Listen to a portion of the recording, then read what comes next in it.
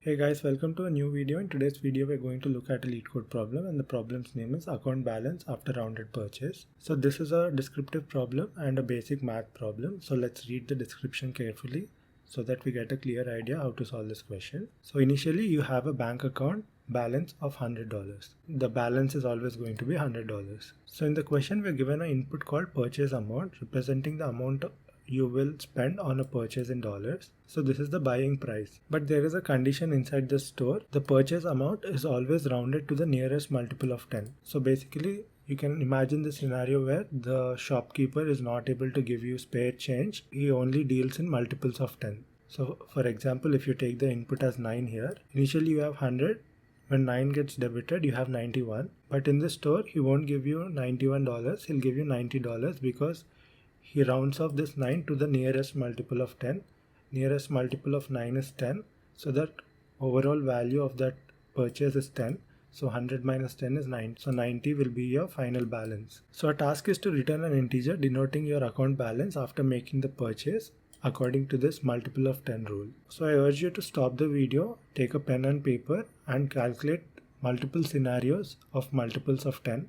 So you can take test cases where the purchase amount is rounded up, rounded down and is equal. So you have to make a choice of rounding up or down. So these three scenarios, take examples and solve the question manually using a pen and paper. I hope that you have solved those three scenarios.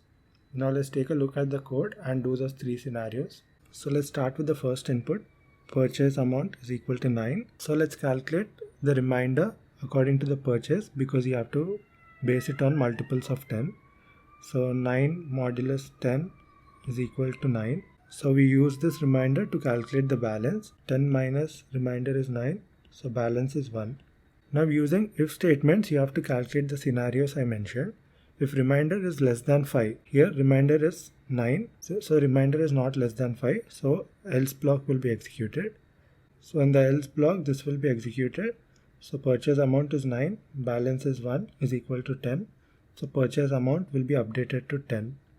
So we get the final output as 100 minus purchase amount. 100 minus 10 is equal to 90. So 90 is our output as mentioned here. Now let's take the second example. Second example, purchase amount is 15. So originally you have 100.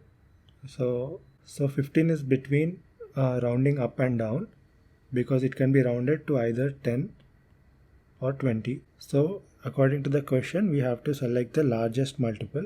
Largest multiple is 20. So we have to select 20. So 15 becomes 20. So you get the final output as 100 minus 20 is equal to 80. So let's see how this logic is mapped inside the code. So initially the purchase amount is 15.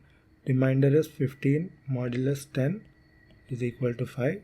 You get remainder as 5. So balance is 10 minus 5 is 5. So we check if 5 is less than 5. So this is wrong. So else block will be executed again. So we increase the balance. So in the else block, basically you put the condition where you get the upward multiple.